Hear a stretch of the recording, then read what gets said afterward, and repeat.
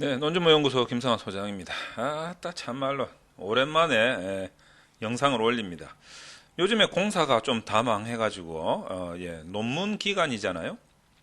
그러다 보니까 어찌 그래 문의도 많고 또 찾아오시는 분들이 많은지 굉장히 바쁜 시간을 보내고 있습니다.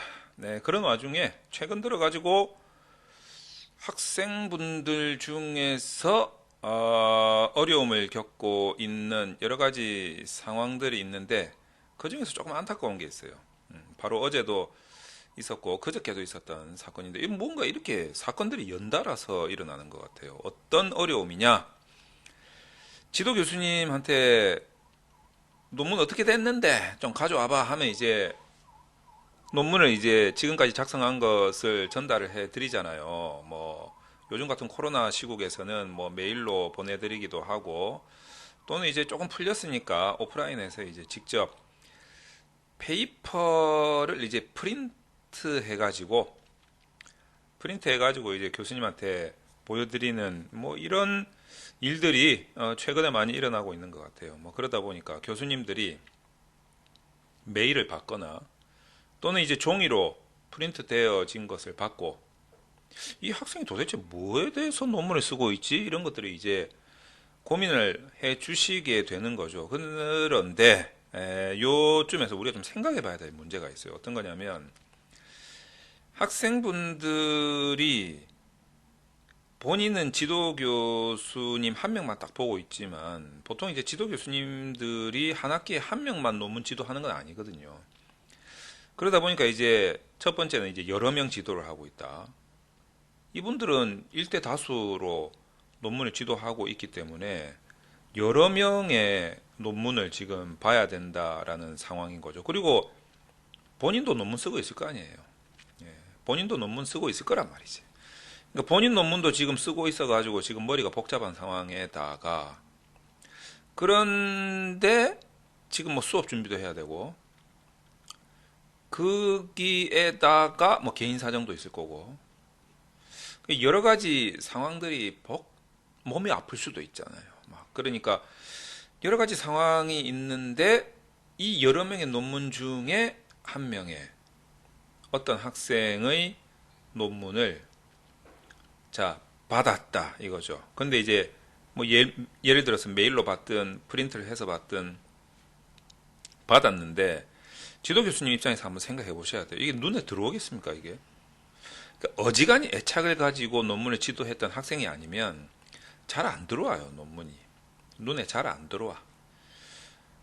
이 논문이 굉장히 내 뭐 본인 요런데 도움이 되는 논문이다 이러지 않은 이상에는 그러거나 또는 굉장히 애착을 가지고 있는 학생이 아닌 경우에는 이 논문이 눈에 잘 안 들어옵니다. 그래가지고 학생분들이 좀 이 교수님에 대한 배려를 좀 하신다면 그냥 자기가 쓴 논문 파일을 그대로 그냥 교수님한테 전달해서 교수님이 아무래도 이제 뭐 굉장히 똑똑하신 분이니까 금방 파악해가지고 금방 문제점을 또는 금방 방향을 생각을 하시고 나한테 피드백을 주시겠지 라고 생각하면 오산이다 이거예요. 교수님도 읽기 싫어요 솔직히. 제가 교수님을 좀 대변해서 말씀드리자면 읽기 싫다, 읽기 싫어, 바빠 죽겠는데 막 재미도 없고 별로 애착도 없고 뭐 그런데 솔직히 교수님도 인간인데 읽고 싶겠어요? 근데 이제 마치 당신이 내가 지금까지 쓴 거 읽고 한번 평가해봐 이런 식으로 툭 던지면 솔직히 교수님 짜증나죠. 그래서 이럴 때는 항상 이 학생분들은 이렇게 메일을 보내거나 프린트를 하거나 했을 때는 굉장히 초간단하게 한눈에 좀 파악이 될 수 있도록 요약을 해서 메일에다가 쓰고 교수님 안녕하십니까? 뭐 그동안 뭐 별일 없으셨는지요? 제가 논문을 준비했는데 그 내용은 간단하게 설명드리자면 뭐 이런 몇 줄 정도 되는 거 있잖아요. 딱 해놓고 그리고 나서 이런 내용으로 논문을 자료를 찾고 열심히 나름대로 방향을 잡고 정리를 한 게 바로 이 파일입니다. 이렇게 좀 교수님한테 워밍업을 할 수 있는 그런 구성이 좀 필요하다. 물론 이제 프린트해서 찾아가서 뵐 때는 오프라인 상이니까 설명을 잘 드리면 되겠죠. 설명을 이제 이런 식으로 요약을 해서 설명을 잘 드리고 그렇게 해서 이제 정리된 결과물이 이 프린트물입니다. 이제 이런 식으로 교수님을 한 번 더 워밍업을 시켜드린 다음에 이 논문을 보게끔 해야 교수님도 이게 무슨 논문이구나 좀 이해가 되고 나서 봐야 그나마 좀 잘 봐진다는 거죠. 근데 여기서 또 한 가지 문제가 어떤 거냐면 이렇게 요약을 하거나 설명을 하는데 이 자체가 또 이상하면 교수님이 이 논문을 들여다보기도 싫을 거 아니에요. 그러니까 우선 이제 아주 구체적으로 이 요약과 이 설명이 굉장히 논리적으로 잘 준비가 돼 있어야 된다. 논리적으로. 그러니까 여러분들이 이 연구에 있어서 본인 연구를 본인이 스스로 잘 설명이 안 된다. 그런 식으로 논문이 작성된 거라면 이 요약이나 설명도 논리적으로 설명이 안 되겠죠. 본인이 본인 연구를 모르는데 그렇게 되면 지도 교수님을 납득시키기는 어렵다. 특히 조심하셔야 될 게 어떤 거냐면 거의 대부분 남이 써준 연구 있잖아요. 본인이 연구를 제대로 했다면 본인이 설명을 하지. 물론 이제 그것도 조리 있게 논리적으로 설명을 잘 해야 되겠지만 남한테 너무 많이 의지를 해가지고 쓴 논문들은 본인이 설명이 안 돼요. 요약도 못해. 그러니까 지도 교수님도 뭐 하루 이틀 논문 지도하고 심사하는 건 아닐 거 아니에요. 그러니까 지도 교수님도 눈치가 있는데 그거 모르겠습니까? 그러니까 학생분들은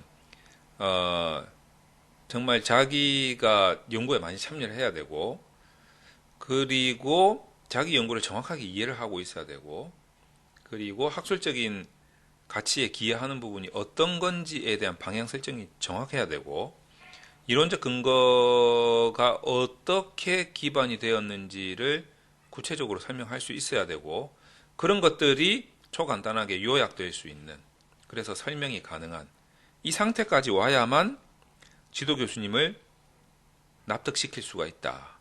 그리고 이 결과물은 결과물일 뿐이에요. 이 결과물을 보고 지도 교수님이 알아서 판단해 주시겠지 이런 생각은 하지 마시라는 거예요. 이건 이제 부수적으로 있는 거고 본인이 애초에 지도 교수님을 진짜 내가 한 2, 3분 안에 교수님을 설득을 못하면 그냥 그 결과물은 무용지물이라고 보셔도 과언이 아니다. 저는 이렇게 생각을 합니다. 그래서 이런 점을 요 근래에 굉장히 많이 학생분들이 겪고 있지 않을까라는 생각이 들면서 한번 영상을 만들어 봤습니다.